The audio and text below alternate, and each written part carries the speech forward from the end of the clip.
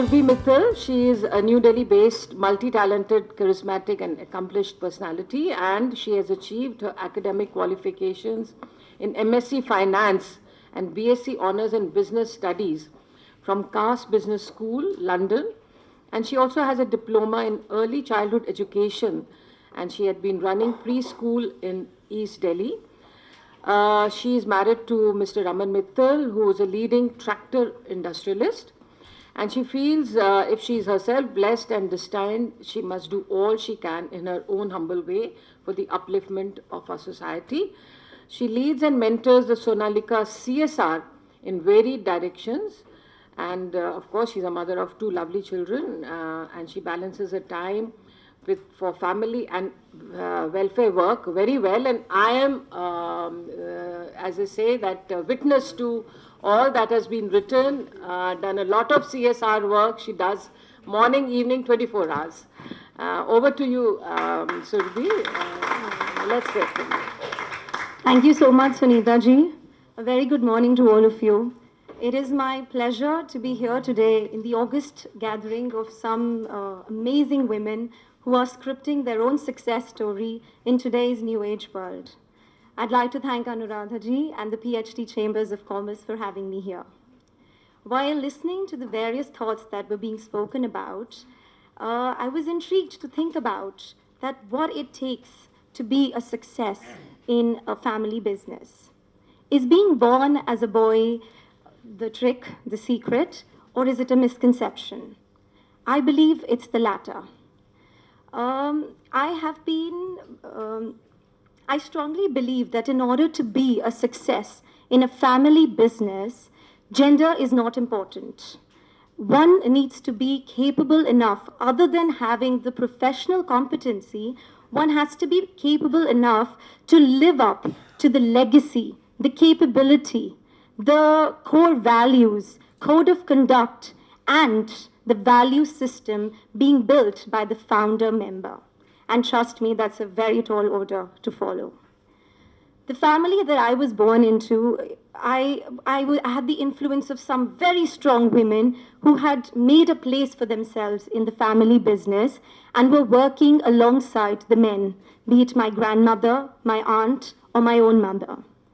But it was, definitely the gender bias was not something that was going to hold me back.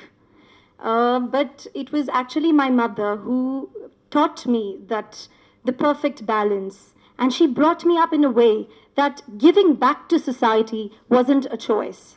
It was a way of life. And fortunately, I got married into a family that had a very similar mindset. With the master's in finance and my diploma in early childhood education, I decided to open a preschool for young children, and I needed a headroom to learn at my own pace and make my own mistakes and learn from it.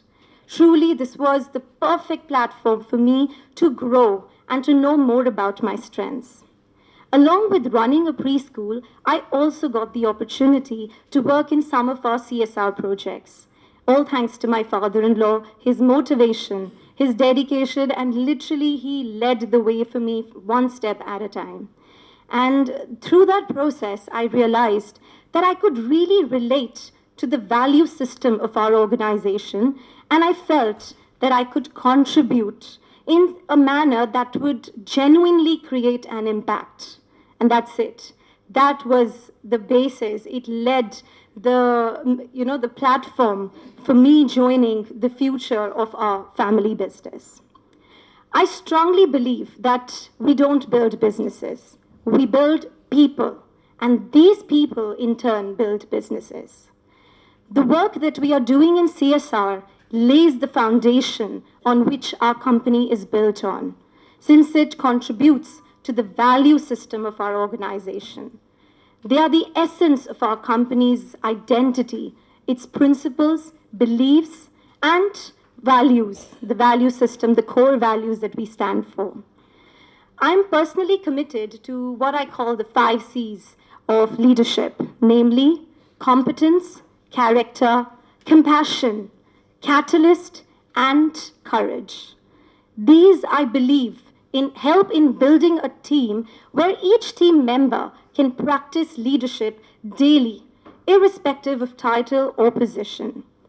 Working in a family business also taught me that being a leader doesn't mean that you need to have an aura of authority around you. It's not just about Excel sheets and presentations. Rather, it's about leading by example, by having a focused goal and aligning your team together forward to attain it. There are several verticals under which we undertake social, educational, health, sanitation, and ecological issues. Some of our projects include crop residue management, flour to compost management in temples and gurudwaras, remedial education, encouraging art, culture, and sports. In fact, one of our projects of empowering young girls by teaching them shooting, an Olympic sport, was even recognized and appreciated by the President of India.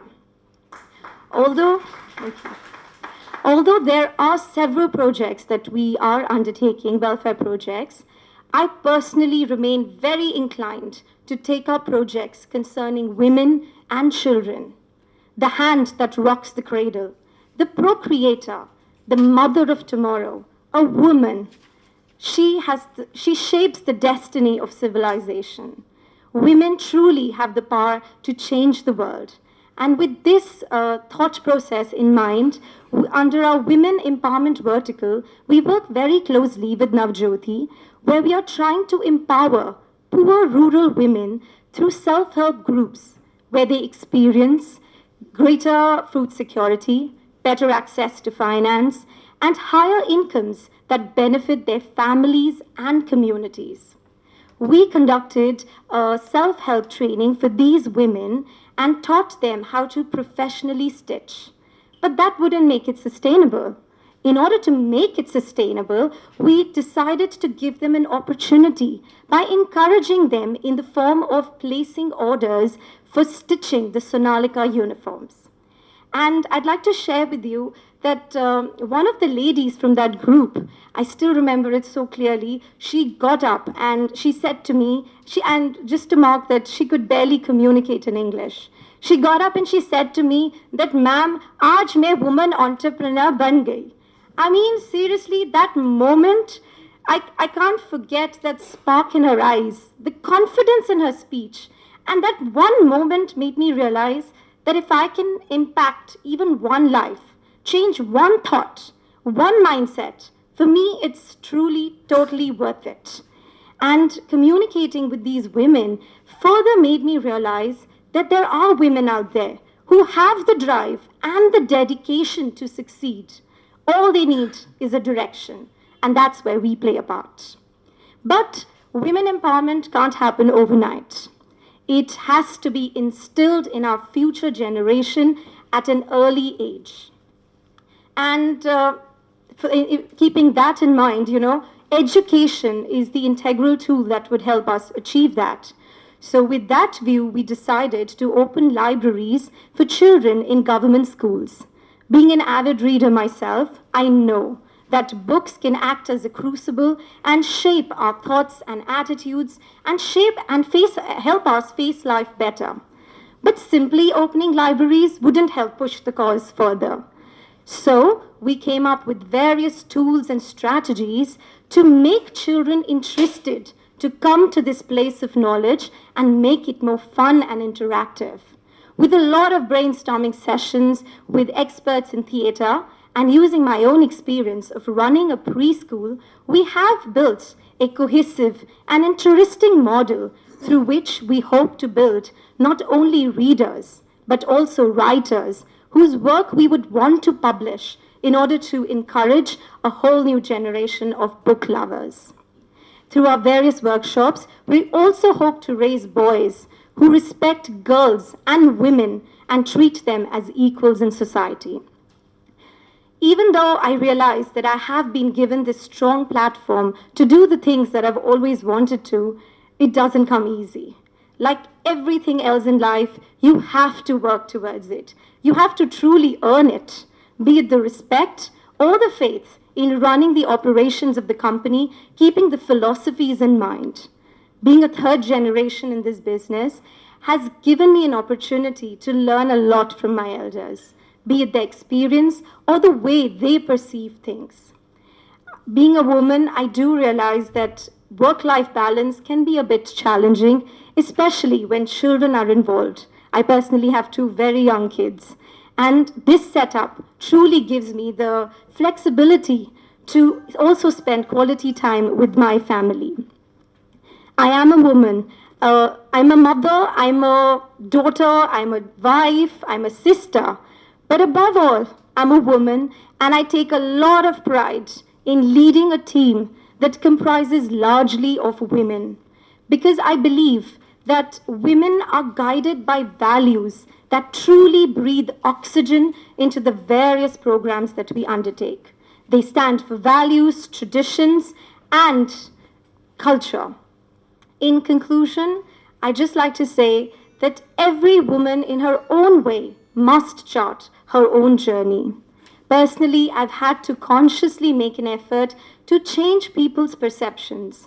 I'm not sure if it's to do with my age or the fact that I'm a woman, but it has only motivated me and pushed me that much harder to give my 100%. And it's heartening to see that the efforts that I've been putting in to contribute in my own small way are creating an impact. The fuel to my fire truly is the change that I see in the mindset of people, no matter how small, but at least it reassures me that we are going in the right direction. Thank you so much for having me here. Can I ask Sunita ji to please felicitate Surbhi with a memento?